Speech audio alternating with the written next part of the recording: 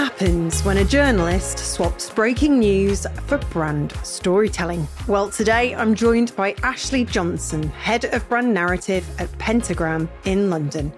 We talk about squiggly careers, the grit of journalism, and how copy and design work best when they speak the same idea in two languages. Ashley shares why safety makes bravery possible, what an intersectional feminist studio can look like, and how to keep things simple without dumbing them down. We get honest about confidence, persuasion, and that tricky dance between authenticity and the game. Yeah, that old chestnut. Of course there are laughs, there are tender bits, and there are plenty of good lines you'll want to steal. This season of the Creative Boom podcast is proudly sponsored by James Cropper, the last mill standing in Britain for premium coloured paper. Its new colour source range puts designers first, giving you direct access to 50 stunning shades in a range of weights and textures straight from the mill. Incredible colour, crafted in the Lake District and delivered straight to your door. Discover the paper that brings your ideas to life via paperandpackaging.jamescropper.com. It's so lovely to be chatting with you at long last. I know this has been a long time coming, and I always love meeting a fellow journalist because you've been through the same pain and suffering as I have. Well, probably for a lot less time. I was a real wuss about it, and I didn't spend long in the industry. But yes, I did imagine my life as one and went to undergrad for journalism school. Why did you leave journalism? Because we all have our reasons. Yeah, I mean, first of all, I think I started journalism because my parents wouldn't let me be an actor. So there was a kind of performative streak, and I knew I wanted to sort of write or communicate, but I didn't know how to do that and get a job out of it. Who knew that journalism was maybe not the best industry to move into? But I became a TV reporter in rural Canada, and I was 21. This was just at kind of the dawn of social media, so really early days for Twitter and that sort of thing. And to be a woman on the internet in any year since its founding has been hell. But I found that really difficult. And, you know, I was young, nervous, interviewing people on the street. I would put out reports at that time. Canada was, the military was in Afghanistan. And so I was doing like these pieces about soldiers coming home. And instead of any kind of sort of positive reinforcement about the work I was doing, you'd get to work the next day and there would be voicemails or things posted online saying, Ashley Johnson looked fat. Ashley Johnson, her haircut is horrible. And I just couldn't take it. So I thought, I can't spend a career like this. So I left. Yeah, I've just started this, YouTube channel push. And I'm looking at myself on camera on the reruns, and I'm ashamed to say it. I am being very vain, and I'm looking at my face, and I didn't realize I had jowls or crow's feet. Up until this point, I thought, I'm doing all right for 47. I mean, isn't it a terrible thing that we have to think about these things as women? I mean, do men ever stop and think? They just sort of have the luxury of being told that they age like fine wine, like the lovely late Robert Redford. Oh, I mean, yeah. I mean, he was a babe. But I think, I say this to everyone, I think it's a really political and feminist act just to give yourself grace and be. I heard someone on the internet one time say, you're thinking too much about yourself. And I appreciated that perspective because it's true. Our job, our industry, so much of what makes people successful now is about projecting a version of themselves out into the world and, preparing for critique. But actually, it's about the work that you and I do. It shouldn't be about what we look like. And if I just try and shift that lens a little bit away from my own crow's feet and jowls, and instead to the other stuff that actually is more important, like when was the last time you gave blood? I think that that is how I try and think about my body these days. I love that. And I read something similar. It was somebody had said, nobody cares about you. Nobody gives a fuck about you. Nobody cares. They're all in their own little worlds. And it's true. I'm in my little world. And so when I watch people on YouTube, women or men, I don't look at them and think, oh, wow, they're gels. Oh, just don't think. I think this is a character. They're interesting, they're fun, they're having the time of their life. That's the kind of energy I hope to bring. But I get that totally with the journalism aspect. I left because it was quite seedy at times, the stories, the way you would have to go about trying to get a good, angle, a good break. It didn't feel very me. So I ended up going into PR. But in your case, did you follow a similar path? Yeah, I mean, how I wound up here is kind of, I think the term is squiggly career. So I left journalism, and I think I was I was young and I was a pretty naive Canadian, maybe still am. And I thought, okay, I want to work in kind of international development, the charity sector. I'll be able to apply all these skills in comms and marketing, but I'll do it sort of for purpose. And so I came to the UK to do my master's degree. And I was working in kind of nonprofit, philanthropy, international development, and I actually hired Pentagram to do a job for me. Dominic Lippa, one of the amazing partners here, and Naresh Ramchandani, who was my boss for many years. And that's the sort of to give it away. After the end of that project, Naresh asked if I had ever considered working in this industry. And to be honest, I hadn't. I grew up with parents who, they expected you to move into a job that teacher, doctor, lawyer, the kind of things that you get in little kids' books, right? About what kind of job you'll have in the future. And I hadn't ever really considered it. I said no at first, not because I didn't want to, but because I didn't think I could succeed. And then 6 months later, I was still kind of regretting that answer. And he asked me again. And I said yes. And so that was 11 years ago. And I started out as a writer on his team. 4 years ago, he left, and I lead the team now.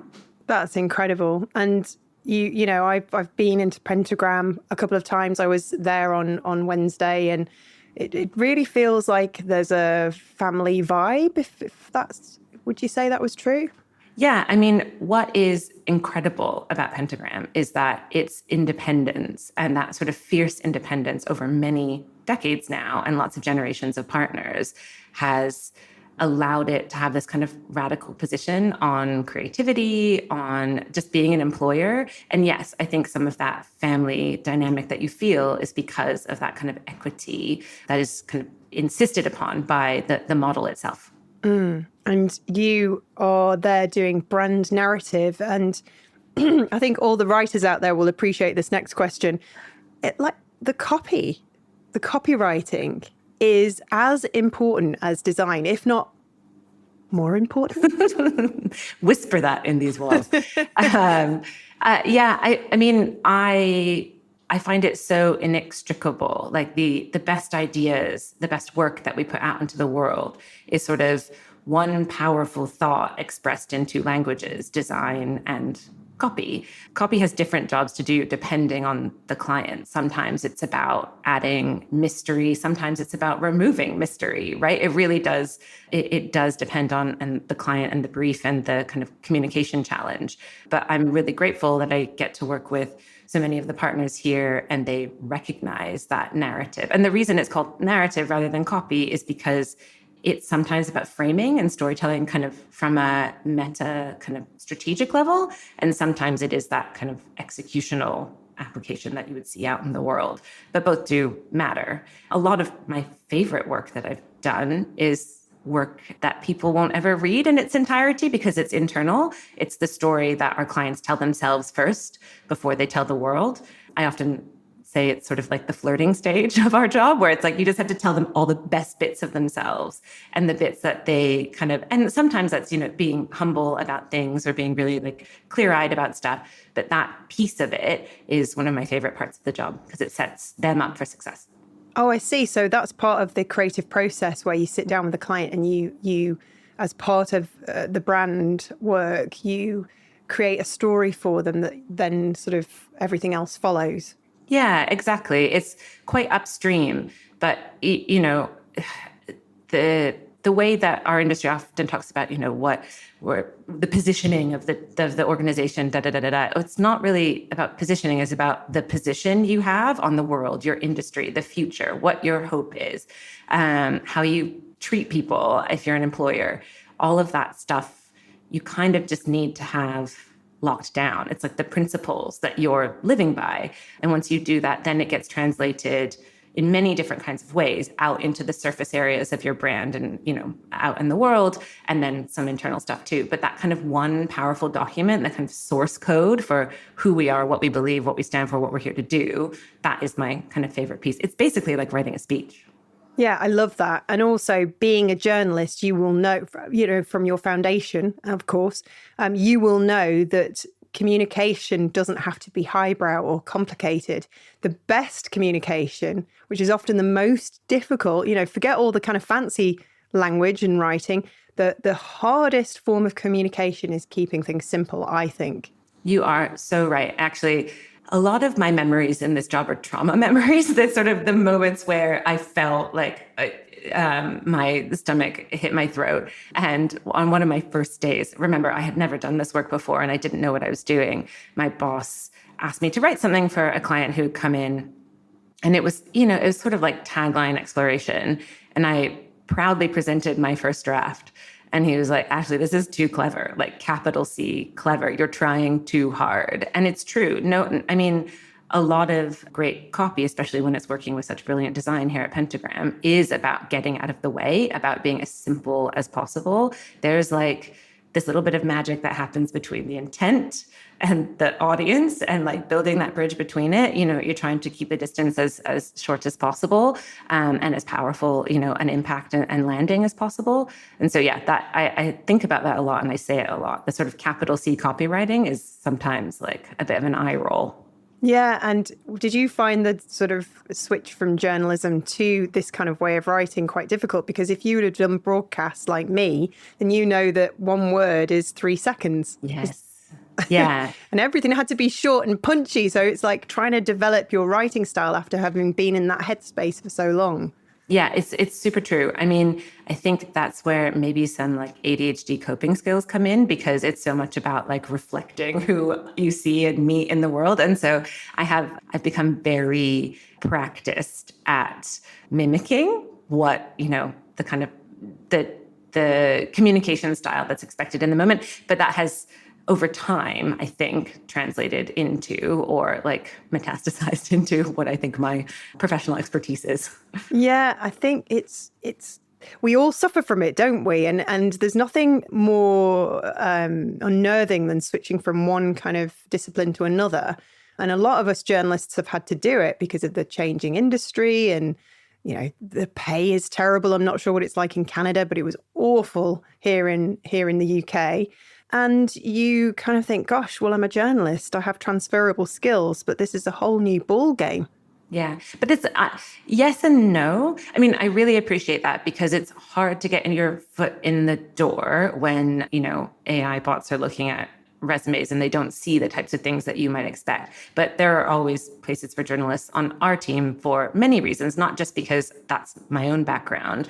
And I think journalists are brilliant communicators and also really good listeners, but because this job, at least to me, and the difference between marketing and brand, if I'm allowed to sort of make that distinction, is truth. And journalists know how to find the truth of the thing, right? You listen, you look for those patterns, you shape that story, but ultimately it's about that like kind of authenticity. And that's what we do in brand narrative, or that's how I think it's supposed to work. Now we're taught as journalists it's not about us at all, and it does, you're right, it makes us great listeners. How do you stay authentic to yourself? How do you remember that you actually are, of value and you have something to give? Because I found that I lost myself quite a lot over the last 20 years and I'm sort of going through a rediscovery phase. And it's true. You can get so lost in that role that sometimes you forget that actually you've got a voice as well. Or do you not have that problem? I definitely have that problem. I do think it has probably something to do with a white supremacist, capitalist, heteronormative patriarchy that we exist in. Went straight in there, hardcore, love it. Yeah, I mean, actually, I will answer your question, but we've just moved studios. So we were in Notting Hill for many years in London, and now the Pentagram studio is proudly in Islington. And so I'm not that nostalgic a person, but I kept a few of it turns out, I think I'm maybe just messy. I kept a few of my very early notebooks from when I first started at Pentagram. And I am looking at basically the anxiety on display in these pages. But, I was writing about like little quotes from Lenin's April thesis and Kierkegaard's theories and different heuristics and also like bell hooks. I think I was like trying to figure out how to apply like philosophy and like some of my principles and sort of find a way to embed it into this work. But to answer your question, I think when you are client facing, so much of your self-worth, at least in my case, is a bit transactional or dependent, and to break that has just been about time. I mean, maybe some people have it from the beginning, and like honestly, great, more power to you. But I've had to learn over time that my worth and who I am as a person has actually very little to do with the job that I do, but a lot more to do with how I do it, which is why we try in our own little way, just behind me, to run a sort of intersectional feminist approach to leadership within our team, which is, it's non-hierarchical. It's thinking about wellness and well-being as sort of like leadership values. It's intersectional by sort of insistence. And it's about recognizing that we're sort of people in the world and actors in the world. And that what kind of writer would I be if the most beautiful thing I made was only on the page, right? Like it's about how we treat each other. So it's taken me a long time to feel comfortable enough to say that stuff and to really focus on that. But that is what I believe. You were looking at the table. Have you got some of your old notebooks there? Yes, they're very embarrassing. Oh, read us a passage, read us something, if you will. I mean, this one literally says, men are a national problem. I didn't write that myself. It's a piece I was reading about patriarchy, has no gender, and masculinity is not exclusively owned by cis men. Anyway, I was learning about intersectional feminist practice, and I have since done a few courses on how to apply that to leadership. But I've also got here's what a squinting modifier is, because I need to know these things. I mean, now AI does most of that for people, I'm sure. But back in the day, I had to understand the difference between a squinting, misplaced, and dangling modifier. So I had a little sheet of paper that explained it all to me. I love that back in the day is like 11 years ago. I know. It's but truly so shocking. Actually, we're living in such crazy times, aren't we? That actually it does, even just 5 years ago, feels like a massive change away. It's just been an insane time. You're so right. And I mean, that time for me has also coincided with becoming a parent. And so sometimes I'm like, what is the source of this change? Is this unique to like industry and our work? Or is this also related to a sort of the great sort of unbuilding and rebuilding that takes place when you birth a child or have a kid? Yeah, I think that's probably a very good marker of the passage of time, isn't it?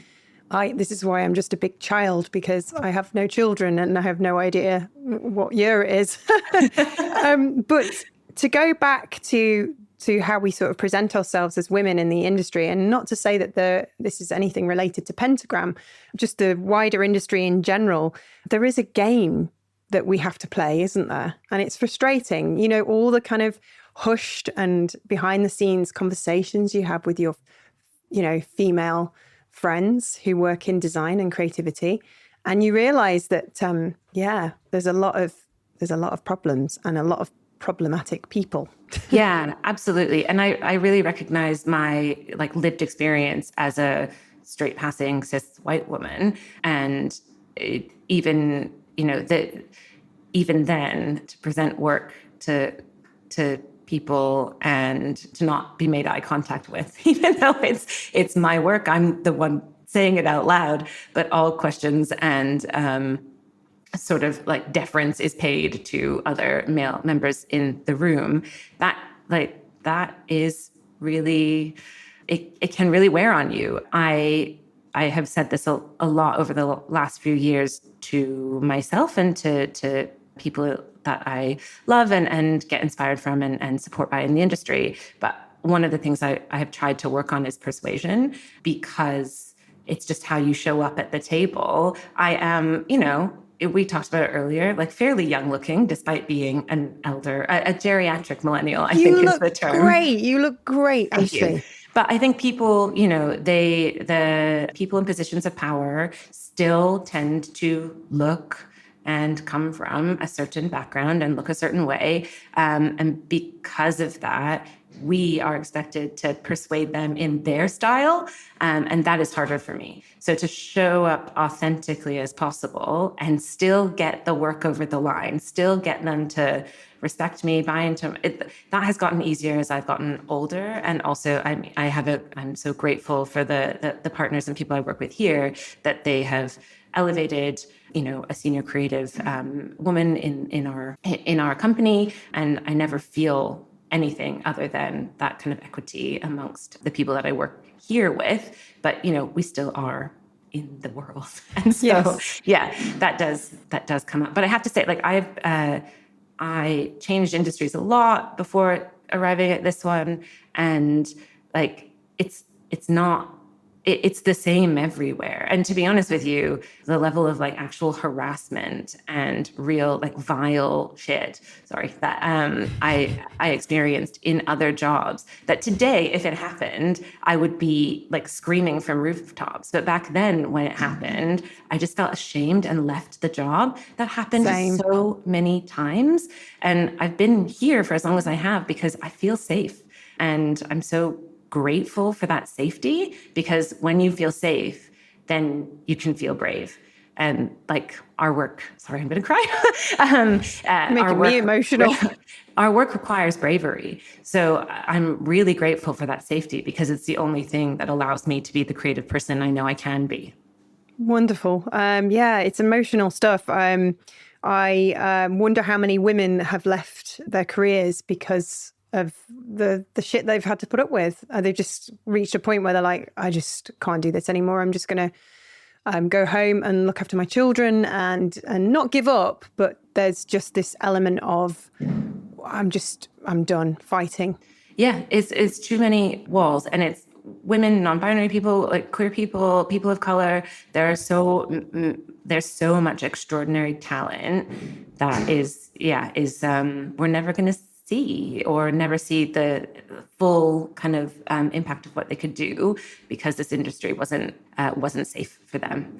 But like I said, I think that is true in lots of other places too. And there's so much we could be doing. I mean, I had occasion this year to go to a couple awards ceremonies, and it was really interesting. Interesting is doing a lot of heavy lifting by using that word, but it was really interesting to see who was coming up to receive awards, despite, a lot of good effort in our industry to move things forward and to be more inclusive and to demonstrate more diversity across every level of our organizations. The people still picking up those awards looked a certain way. And also, none of them talked about the stuff that, at least to me, really mattered. Like, nothing about the climate crisis, nothing about Palestine, nothing about all of these crises and like humanitarian disasters in the world.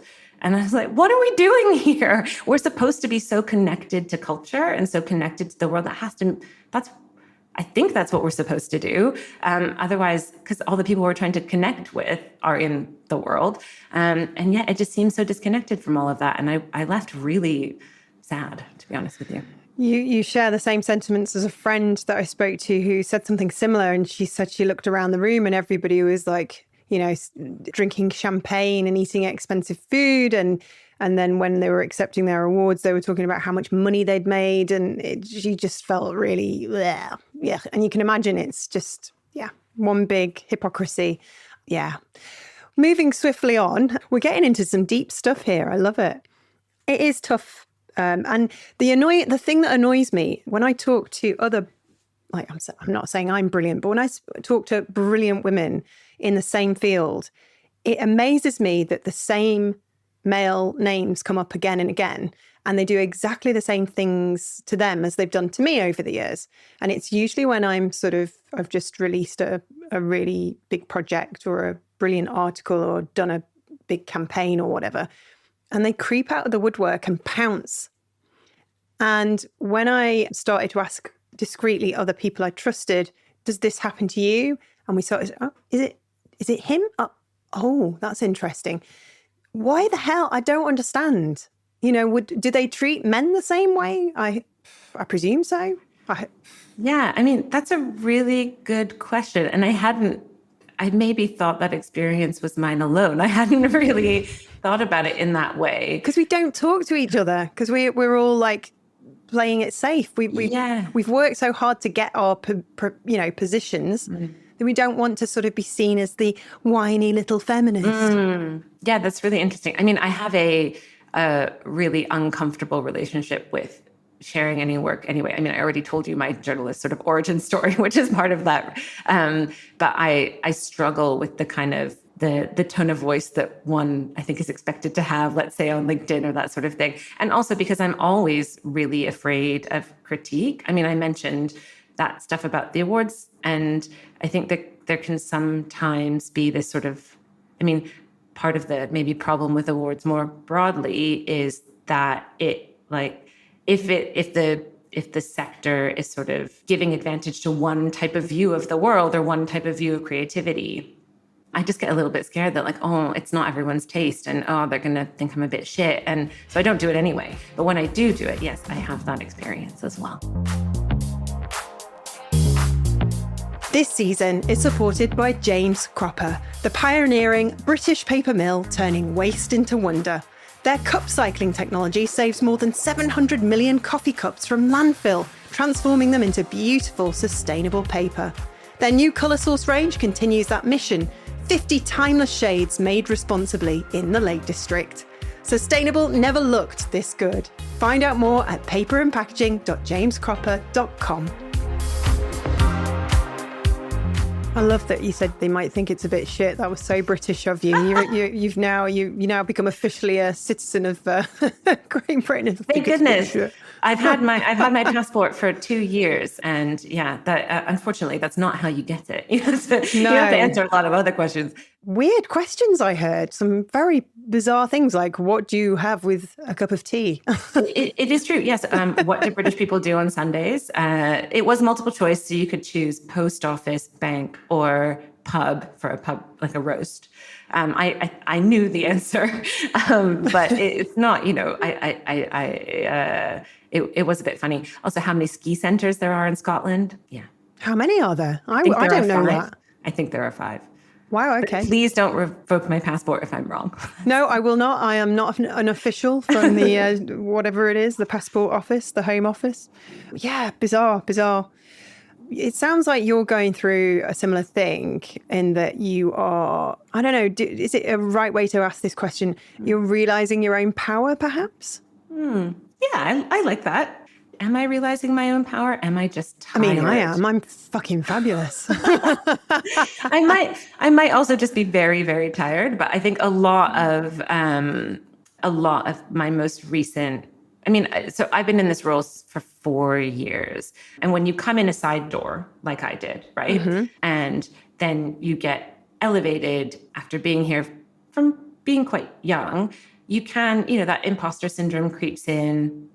And I think maybe year one of I was so panicked. I don't even remember it. Like it's just full trauma blank. But year 2, year 3, I'm still doing it. And it means, contributing to this business in a way that is positive creatively, but also obviously financially. It is leading a team in a way that I hope is intersectional and feminist and nurturing. And I've been most proud to watch the people in my team find their own power in this industry. When this is I heard one of the partners describe it once as a cathedral of design. And I really love that expression. Pentagram is that. So when you walk in the door here, you gotta bring your A game, and it can freak people out. So to give them that safety, to be as brave as you need to be, that is a really important part of my work. And I think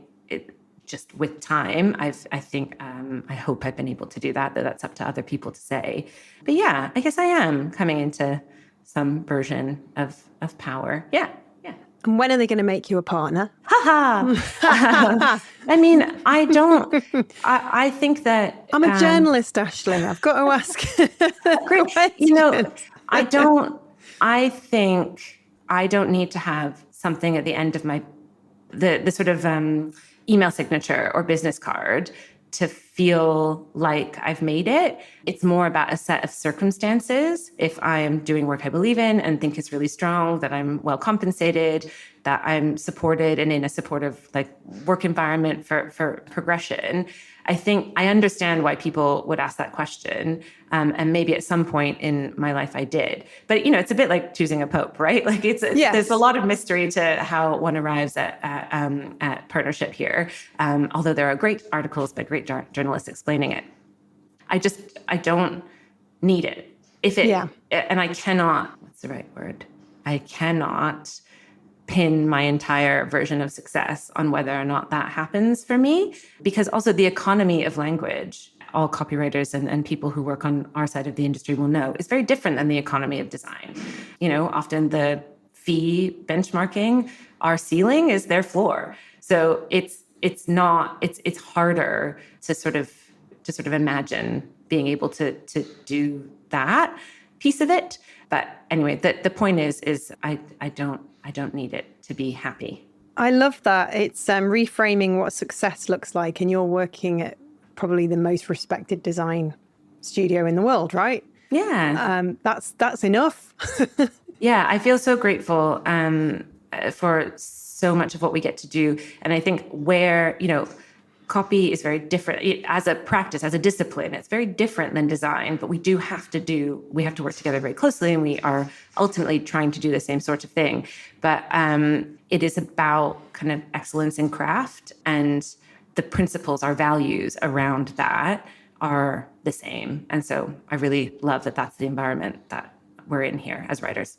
When I first came to Pentagram, it was over in Kensington, and it was in the, old green. What was it? What did you call it? The greenhouse. Oh yeah. Yeah, with the kind of cold in winter, warm in summer vibes. But it was a great space, and I remember being a lot younger. I think it was pre-pandemic, and walking in and feeling very kind of intimidated and nervous. I think I was there to do a podcast with Marina Willer. That was it. Oh, lucky you. She's amazing. Yeah, she is. She's lovely. And it was quite interesting. I walked in on Wednesday morning and I realized I wasn't intimidated at all. And I actually felt like I belonged there. I was like, right, where's my seat? Where's my desk?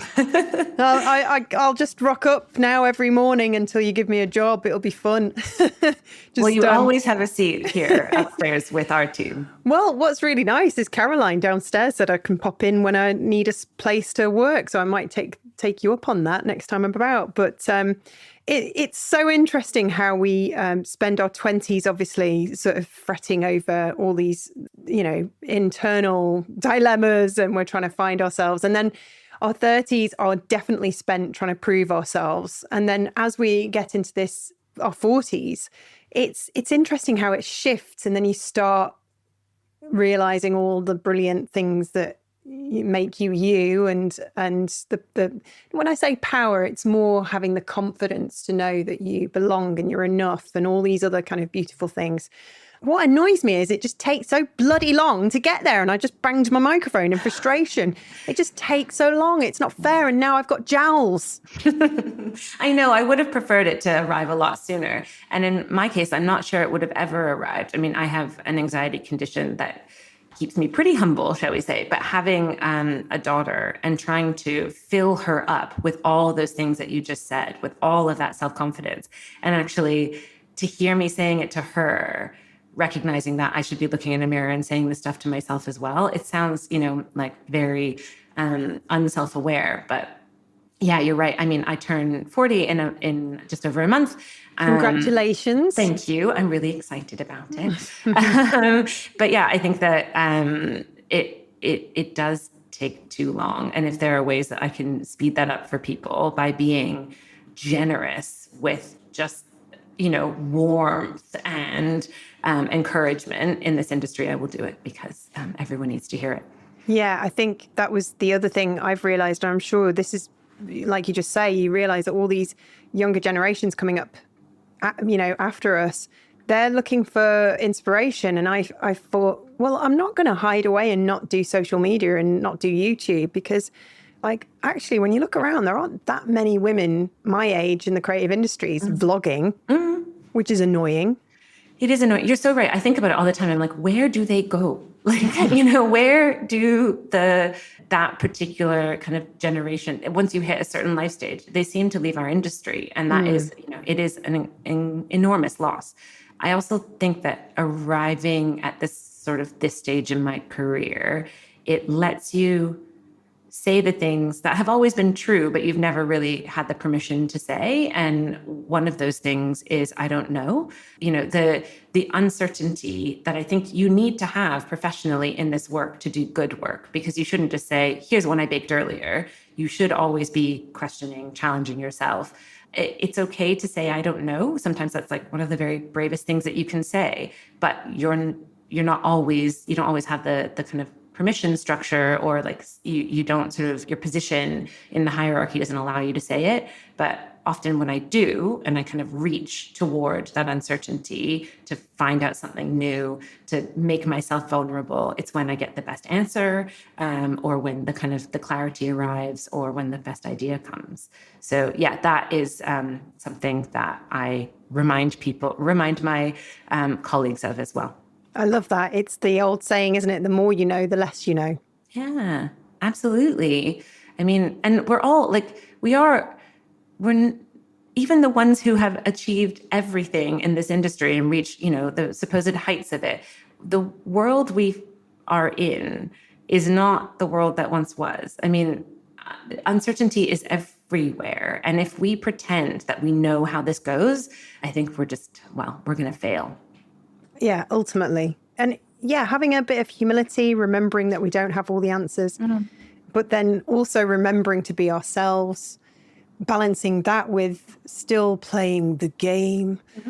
It's just a lot, isn't it? And you have to, I think you don't overthink it if you just stay true to yourself and stay curious and open to new ideas. I think you can't really go wrong. Yeah, I think you're right.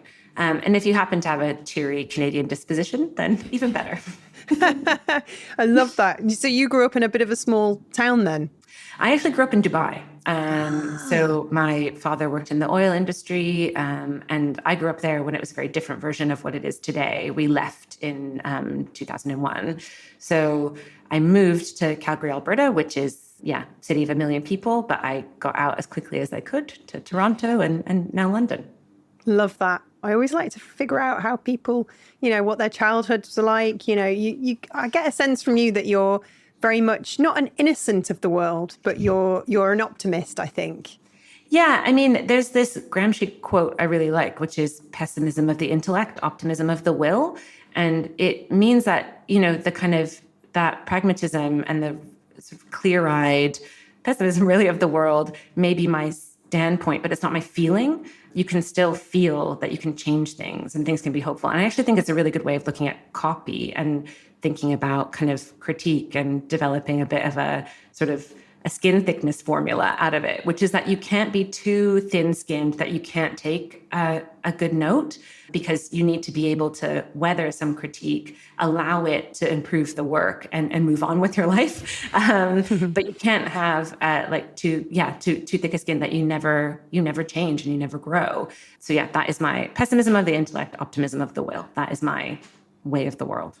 I love that. And if you could, Ashley Johnson, talk to your younger self, that old chestnut, and save yourself some trouble sometimes, what would you say in this kind of tough industry, this difficult, and it is a difficult career?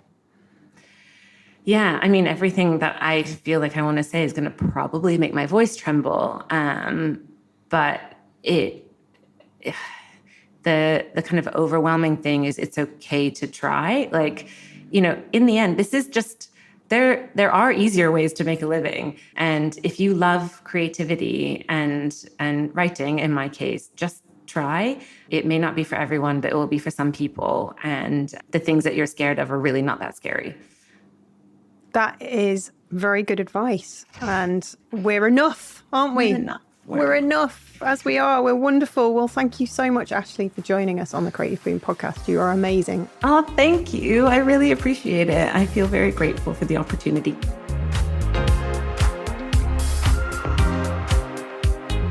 Well, that was a fantastic conversation. That line of Ashley's is going to stay with me forever. How the work is done matters as much as what you see. It's a reminder that the process, all that care, the way we treat each other on the way to a finished project, all of that is part of the creative output too. It really made me stop and think about my own work and whether I'm making things I'm proud of and making them in a way that feels right. If you enjoyed this conversation, please subscribe, leave a review, all the usual stuff, and join us on Thursday for The Spark when Ashley returns for some fun quickfire questions and we get to know her a little better. Until then, see you soon. Thanks again to James Cropper for sponsoring this season of the Creative Boom podcast. Remember, its colour source range gives designers direct access to 50 beautiful shades and a choice of textures, all crafted in the Lake District and delivered straight to your door. Explore the collection and bring your next project to life at paperandpackaging.jamescropper.com.